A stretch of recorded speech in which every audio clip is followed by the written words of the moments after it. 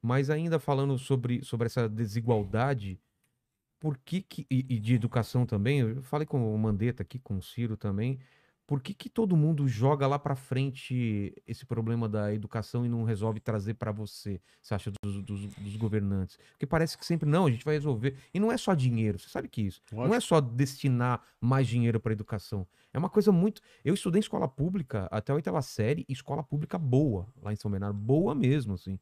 Cara, eu tive os melhores professores, e eu vi que de lá pra cá só piorou. As pessoas não sabem interpretar um texto. E ao contrário disso, a gente tem mais acesso à informação, todo mundo tem mais acesso. Só que as pessoas não sabem o que fazer com isso. Como que a gente trabalha com essas duas coisas? Tem mais gente, a gente tem mais acesso à informação, e ao mesmo tempo a gente não sabe entender as coisas. Tem aquele problema do analfabetismo, e além disso, das pessoas que não conseguem entender o que estão lendo.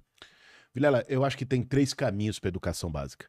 E digo isso como professor, dei aula em escola pública aqui em São Paulo, vi a maneira como os professores são tratados, vi o ambiente pouco estimulante que existe nas É, escolas, tanto para os alunos quanto para meus, os só professores para dos dois só uma lados. parte, meu pai e minha mãe são professores também, então eu sei que É é isso. brabo, É é brabo. brabo. Mas assim, eu acho que nós temos 3 iniciativas que precisam ser feitas. Primeiro, é valorização dos profissionais da educação. E valorização não é só salário, é Não. também salário, mas é plano de carreira, estímulo, formação permanente. Um professor da educação básica, cara, tem que ter a oportunidade de fazer um mestrado, um doutorado numa universidade, de estar se qualificando, de ter um plano de carreira. Você tem que dar um estímulo para as pessoas. Ninguém vive sem estímulo, ninguém produz sem estímulo. Então, esse é um primeiro ponto. Os profissionais da educação no Brasil são tratados quase como inimigos da sociedade. São tratados à borrachada quando vão se manifestar por seus É. direitos. Segundo ponto, o ambiente escolar. O ambiente escolar hoje é um ambiente expulsivo. Seja pelo formato, boa parte das escolas públicas parecem presídios do ponto de vista de arquitetura, né? Seja pelos equipamentos, pelo cuidado. Eu trabalhei em escola que não tinha papel higiênico no banheiro, que não tinha o básico, quanto mais um laboratório de informática, Ah, né? esquece. Quanto mais aquilo que se deveria ter, sobretudo nos tempos atuais, é básico para preparar alguém para o mundo, né? E o ambiente da escola deveria ser mais participativo, inclusive com integração com cultura. Cara, eu dava aula de filosofia e eu ficava tentando me redobrar para falar, pô, como que eu coloco esse debate para a meninada? Era ensino médio. Eu falava, pô, como.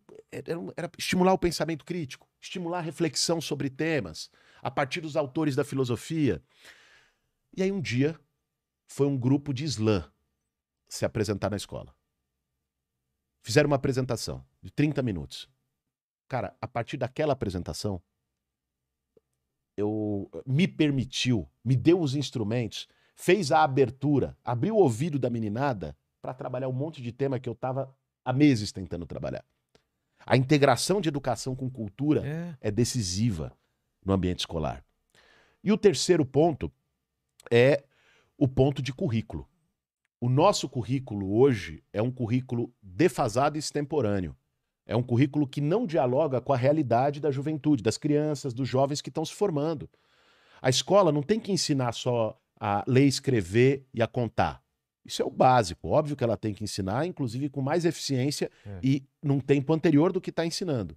Mas, para além disso, a escola precisa preparar um jovem para a vida, para os desafios que ele vai viver.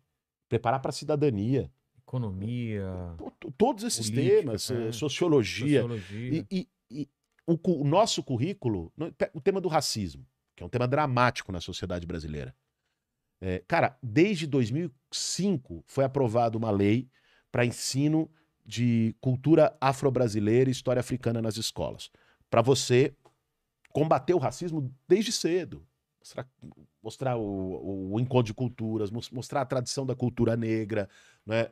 De onde vem, a importância que tem, a riqueza que tem. Não foi implementada até hoje, 16 anos depois. Temas como esses evitariam depois uma série de expressões de intolerância na sociedade. Então, Para mim, o caminho para a gente mudar a educação básica no Brasil, não estou falando aqui do ensino superior, que é um outro debate. Que é muito dinheiro para um pessoal que já tem grana, a gente tá bancando ricos estudarem as Já universidades. foi assim, Vilela. Mudou? Hoje não é mais. É mesmo? Hoje você entra numa sala da Unicamp, Já tá mais. entra numa sala da USP, você vê aluno negro, você vê aluno que veio da periferia, Ah, é? pelo Pô. sistema de reserva de vagas, das cotas, mas pelo Enem, né? Os mecanismos que foram sendo construídos, principalmente Então nos já tá governos do já PT, tá dando resultado. deram essa oportunidade. É claro que ainda é insuficiente. Você tem que ter mais políticas de permanência, você tem que ter mais vagas na universidade pública. Mas hoje a universidade pública não é a mesma que era 20 anos atrás no Brasil. Eu vejo isso. Tá. Enfim, eu dou aula hoje em universidade e Então, frequento Pô, muito. fico feliz que já mudou, então, porque a Tem época que mudado, precisa mudar mais. a época que eu lembre de faculdade, de USP e tal, era elite só. Mas sabe o que é um debate que eu acho que a gente tem que fazer em relação ao ensino superior? Um dos debates é esse aqui, de ampliar o acesso. Democratizar o acesso à universidade. O ministro do Bolsonaro outro dia disse, o ministro da Educação que está lá, disse que a universidade não tem que ser para todo mundo. É engraçado, né, cara? Porque pro filho dele, com certeza, ele acha que tem que ter. O que ele quis dizer, não, nem todo mundo precisa cursar a universidade. Bota uns lá num curso técnico, outro vai ter uma função que não exige tanta qualificação, ele não precisa estar na universidade. Uma visão preconceituosa, que historicamente foi feita no Brasil. Sabe que o Brasil foi o último país da América Latina a ter universidade. Ah, é? O último. Mas enfim, porque nós temos uma elite econômica, foi também um dos últimos a abolir a escravidão. Então, é uma elite econômica que pensa com uma cabeça muito autoritária, pensa com uma cabeça só das suas vantagens, dos seus interesses. Isso há séculos. Historicamente, né? Mas eu acho que na universidade nós temos que pensar uma outra coisa também, que é o papel da universidade pública para pesquisa, inovação, aplicação científica, para a gente ter um outro modelo de desenvolvimento no país. Quem está preparando essas pessoas para depois elas irem lá para fora, né? Porque Porra. não tem como elas não têm como E tem outra, exercer Vilela. aqui isso. Vamos daí. pensar assim, qual é a trava do Brasil? A trava do Brasil é o seguinte, cara, o Brasil não vai entrar num outro patamar do ponto de vista econômico e social se não superar hoje a dependência que ele tem da economia primária. O que é isso? Hoje o Brasil é como se fosse uma fazenda do mundo. Os commodities. É isso. O Brasil produz Grãos, alimento, grãos, sobretudo soja, carne, minério de ferro. São os principais produtos de exportação do país. Então, são produtos básicos. Esses produtos não criam maior valor agregado aqui. Né? E o país está se desindustrializando.